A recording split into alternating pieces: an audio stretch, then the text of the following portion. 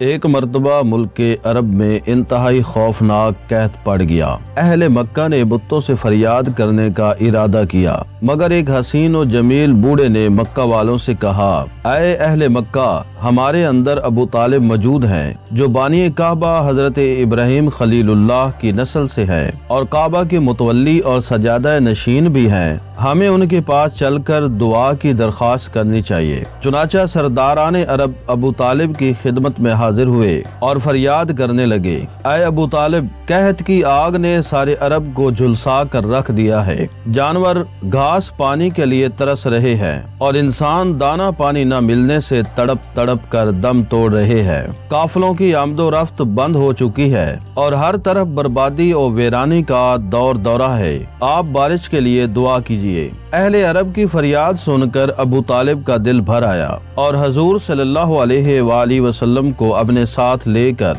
حرم کعبہ میں گئے اور حضور صلی اللہ علیہ وآلہ وسلم کو دیوار کعبہ سے ٹیک لگا کر بٹھا دیا اور دعا مانگنے میں مشغول ہو گئے۔ درمیان دعا میں حضور صلی اللہ علیہ وآلہ وسلم نے اپنی انگشت مبارک کو آسمان کی طرف اٹھا دیا۔ ایک دم چاروں طرف سے بدلیاں نمودار ہوئیں اور فوراً ہی اس زور کا باران رحمت برسا کہ عرب کی زمین سیراب ہو گئی۔ جنگلوں اور میدانوں میں ہر طرف پانی ہی پانی نظر آنے لگا۔ چٹیل میدانوں کی زمینیں سر و شاداب ہو گئیں۔ قحط دفع ہو گیا اور کال کٹ گیا اور سارا عرب خوشحال و نہال ہو گیا۔ چنانچہ ابو طالب نے اپنے اس طویل قصیدہ میں، جس کو انہوں نے حضور اقدس صلی اللہ علیہ وآلہ وسلم کی مداح میں نظم کیا تھا، اس واقعہ کو ایک شعر میں اس طرح ذکر کیا ہے، یعنی وہ حضور صلی اللہ علیہ وآلہ وسلم ایسے گورے رنگ والے ہیں کہ ان کے رخ انور کے ذریعے بدلی سے بارش طلب کی جاتی ہے اور وہ یتیموں کا ٹھکانہ اور بیواؤں کے نگہبان ہیں۔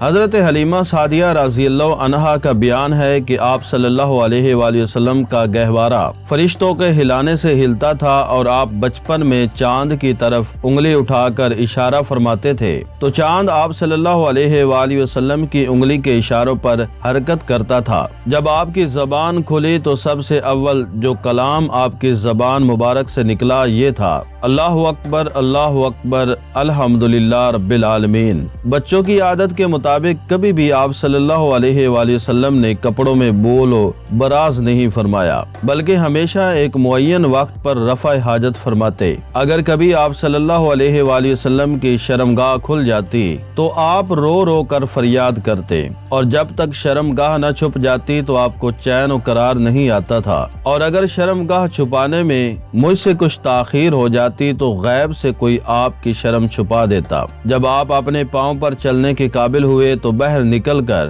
بچوں کو کھیلتے ہوئے دیکھتے، مگر خود کھیل کود میں شریک نہیں ہوتے تھے۔ لڑکے آپ کو کھیلنے کے لیے بلاتے تو آپ فرماتے کہ میں کھیلنے کے لیے نہیں پیدا کیا گیا ہوں۔ حضور اقدس صلی اللہ علیہ وآلہ وسلم کی عمر شریف جب 6 برس کی ہوئی تو آپ کی والدہ ماجدہ آپ صلی اللہ علیہ وآلہ وسلم کو ساتھ لے کر مدینہ منورہ آپ کے دادا کے نانیحال بنو عدی بن نجار میں رشتہ داروں کی ملاقات کی اور اپنے شوہر کی قبر کی زیارت کے لیے تشریف لے گئے۔ حضور صلی اللہ علیہ وآلہ وسلم کے والد ماجد کی باندی ام ایمن بھی اس سفر میں آپ کے ساتھ تھیں۔ وہاں سے واپسی پر ابوا نامی گاؤں میں حضرت بی بی آمنہ رضی اللہ عنہا کی وفات ہو گئی اور وہ وہی مدفون ہوئیں۔ والد ماجد کا سایہ تو ولادت سے پہلے ہی اٹھ چکا تھا، اب والدہ ماجدہ کی آغوش شفقت کا بھی خاتمہ ہو گیا، لیکن بی بی آمنہ رضی اللہ عنہا کا یہ در یتیم جس آغوش رحمت میں پرورش پا کر پروان چڑھنے والا ہے، وہ ان سب ذیلی اسباب تربیت سے بے نیاز ہے۔ حضرت بی بی آمنہ رضی اللہ عنہا کی وفات کے بعد حضرت ام ایمن رضی اللہ عنہا آپ صلی اللہ علیہ وآلہ وسلم کو مکہ مکرمہ لائیں اور آپ کے دادا عبد المطلب کے سپرد کیا، اور دادا نے آپ کو اپنی آغوش تربیت میں انتہائی شفقت و محبت کے ساتھ پرورش کیا، اور حضرت ام ایمن رضی اللہ عنہا آپ کی خدمت کرتی رہیں۔ جب آپ صلی اللہ علیہ وآلہ وسلم کی عمر شریف 8 برس کی ہو گئی تو آپ کے دادا عبد المطلب کا بھی انتقال ہو گیا۔ عبد المطلب کی وفات کے بعد آپ صلی اللہ علیہ وآلہ وسلم کے چچا ابو طالب نے آپ کو اپنی آغوش رحمت میں لے لیا اور حضور صلی اللہ علیہ وآلہ وسلم کی نیک خصلتوں اور دل لبھا دینے والی بچپن کی پیاری پیاری اداؤں نے ابو طالب کو آپ صلی اللہ علیہ وآلہ وسلم کا ایسا گرویدہ بنا دیا کہ مکان کے اندر اور باہر ہر وقت آپ کو اپنے ساتھ ہی رکھتے، اپنے ساتھ کھلاتے پلاتے، اپنے پاس ہی آپ کا بستر بچھاتے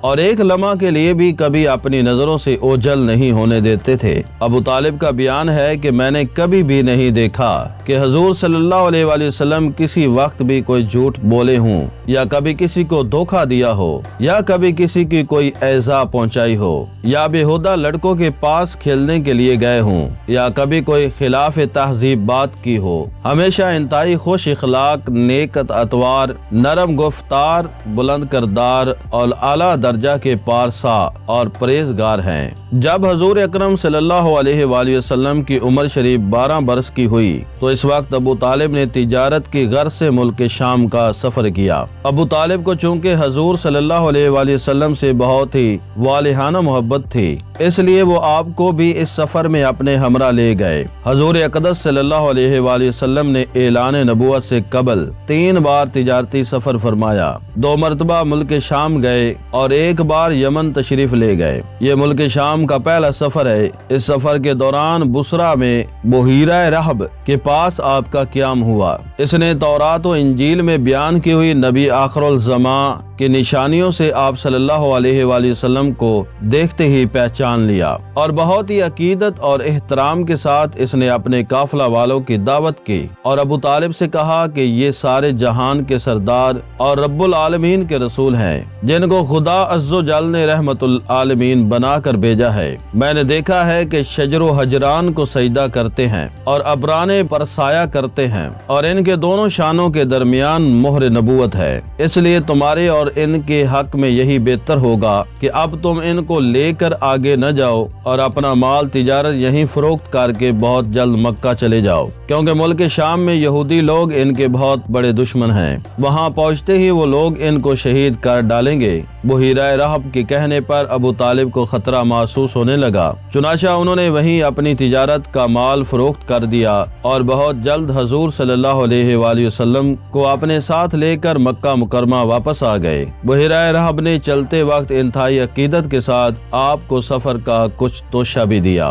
حضرت جابر رضی اللہ عنہ کہتے ہیں کہ فاقوں سے شکم اقدس پر پتھر بندھا ہوا دیکھ کر میرا دل بھر آیا، چنانچہ میں حضور اقدس صلی اللہ علیہ وآلہ وسلم سے اجازت لے کر اپنے گھر آیا اور بیوی سے کہا کہ میں نے نبی کریم صلی اللہ علیہ وآلہ وسلم کو اس قدر شدید بھوک کی حالت میں دیکھا ہے، مجھ کو صبر کی تاب نہیں رہی، کیا گھر میں کچھ کھانا ہے؟ بیوی نے کہا کہ گھر میں 1 سا جو کے سوا کچھ نہیں ہے۔ میں نے کہا تم جلدی سے اس کو پیس کر گوندھ لو، اور اپنے گھر کا پلا ہوا ایک بکری کا بچہ میں نے ذبح کر کے اس کی بوٹیاں بنا دی، اور بیوی سے کہا کہ جلدی سے تم گوشت روٹی تیار کر لو، میں حضور اقدس صلی اللہ علیہ وآلہ وسلم کو بلا کر لاتا ہوں۔ چلتے وقت بیوی نے کہا کہ دیکھنا، صرف حضور اکرم صلی اللہ علیہ وآلہ وسلم اور چند ہی اصحاب کو ساتھ میں لانا، کھانا کم ہی ہے، کہیں مجھے رسوا مت کر دینا۔ حضرت جابر رضی اللہ عنہ نے خندق پر آ کر چپکے سے عرض کیا کہ یا رسول اللہ صلی اللہ علیہ وآلہ وسلم،